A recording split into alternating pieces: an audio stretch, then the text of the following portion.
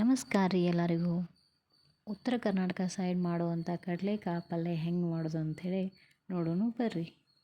ನೆನಗಡ್ಲಿ ಒಳಗೆ ಕಾರ್ಬೋಹೈಡ್ರೇಟ, ಪ್ರೋಟೀನ, ಕೊಬ್ಬು, fibre, calcium, ಕಬ್ಬಿಣ ಮತ್ತು ಜೀವಸತ್ವಗಳು ಸಮೃದ್ಧವಾಗಿರ್ತದೆ ರೀ. ಅದರೊಳಗೂ ಮೊಳಕೆಗಟ್ಟಿದಂತಹ ಕಡಲೆಕಾಳು ಆಗ್ರಿ ಕ್ಲೋರೋಫಿಲ್, ರಂಜಕ, ಪೊಟ್ಯಾಸಿಯಂ, ಮೆಗ್ನೀಸಿಯಂ ಅಂಶಗಳಂತೂ ಇರ್ತಾವೆ ರೀ.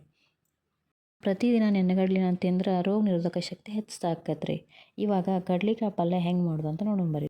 ಉಳ್ಳಾಗಡ್ಡಿ ಸಣ್ಣದಾಗಿ ಹೆಂಚಿಟ್ಕೊಂಡೇನಿ ರೀ. ಮೆಣಸಿನ್ಕಾಯಿ ಅಂತೂ ಕುಟ್ಟಿಟ್ಟೇನಿ ರೀ. ಕೊತ್ತಂಬರಿ ರೀ. ಈಗ ಎಣ್ಣೆ ಕಾಯಾಗಿಟ್ಟೆ ನೋಡಿರಿ ಈ ಸೈಡ. ಇದಕ್ಕೆ ಸ್ವಲ್ಪ ಜೀರಿಗೆ, ಸಾಸಿವೆ, ಕರಿಬೇವು ಎಣ್ಣೆ ಕಾದ ನಂತರ ಹಾಕ್ಕೊಂಡ್ರಿ. ರಕ್ತಹೀನತೆ ಇದ್ದವ್ರಿ ಪ್ರತಿದಿನ ಬೆಳಗ್ಗೆ ಎದ್ದ ತಕ್ಷಣ ನೆನೆಸಿಟ್ಟಂಥ ಕಡಲೆಯನ್ನು ಮತ್ತು ಬೆಲ್ಲವನ್ನು ತಿಂತಾ ಬಂದ್ರೆ ಅವ್ರ ರಕ್ತನ ಜಾಸ್ತಿ ಆಕ್ಕದ್ರಿ.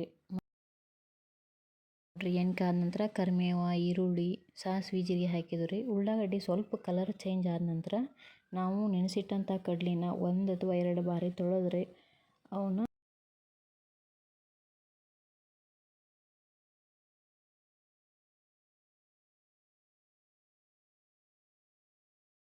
ರಾತ್ರಿ ನೆನೆಸಿಟ್ಟಂಥ ಕಡಲೆಕಾಳನ್ನ ರೀ ಬೆಳಗ್ಗೆ ಎದ್ದ ತಕ್ಷಣ 1-2 ಬಾರಿ ತೊಳೆದ್ರಿ ಅದನ್ನು 3 ಸೀಟಿ ಆಗುವವರೆಗೂ ಕುಕ್ಕರ್ನಾಗ ಹಾಕಿ ಕುದಿಸಿದೀನಿ ರೀ. ನೋಡಿರಿ ಇವಾಗ ಕಡಲೆಕಾಳು ಹಾಕೀನಿ ರೀ. ಉಪ್ಪು ರುಚಿಗೆ ತಕ್ಕಷ್ಟು ಉಪ್ಪು ಹಾಕೀನಿ ರೀ. ಖಾರ ಹಾಕೀನಿ ರೀ. ಸ್ವಲ್ಪ ಅರಿಶಿನ ರೀ.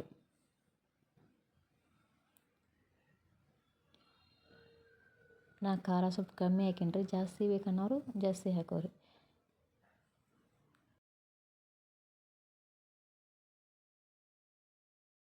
ಇದು ಗುರೆಳ್ಳು ಪುಡಿ ರೀ.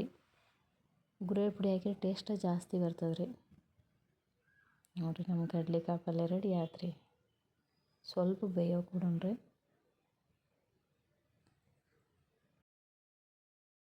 ಉಪ್ಪು ಖಾರ ಅದು ಎಲ್ಲ ಸರಿಯಾಗಿ ಕುಡ್ಕೋತದ್ರಿ. ಸ್ವಲ್ಪ ನೀರು ಹಾಕಿರಿ.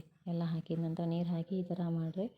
ಸ್ವಲ್ಪ ಹೊತ್ತು ಒಲೆ ಮ್ಯಾಗೆ ಇಡ್ರಿ. ನೋಡಿರಿ ನೀರಿನ ಅಂಶ ಎಲ್ಲ ಹೋಗೈತ್ರಿ. ಬೋಗಣಿ ಒಳಗೆ ನೀರು ಉಳಿದಿಲ್ಲ ರೀ. ರೆಡಿ ಆಯ್ತು ರೀ ಕಡಲೆಕಾಳು ಪಲ್ಯ. ನೋಡಿರಿ ನೀವು ಒಮ್ಮೆ ಟ್ರೈ ಮಾಡಿರಿ.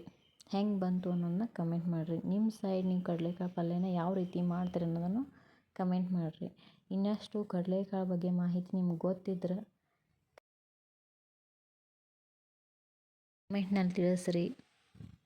ಮತ್ತು ನಮ್ಮ ವಿಡಿಯೋ ನಿಮ್ಗೆ ಇಷ್ಟ ಆದ್ರೆ ಲೈಕ್ ಮಾಡಿರಿ, ಸಬ್ಸ್ಕ್ರೈಬ್ ಮಾಡಿರಿ. ಇನ್ನಷ್ಟು ವೀಡಿಯೋಗಳಿಗೆ ಪ್ರೋತ್ಸಾಹ ನೀಡಿರಿ.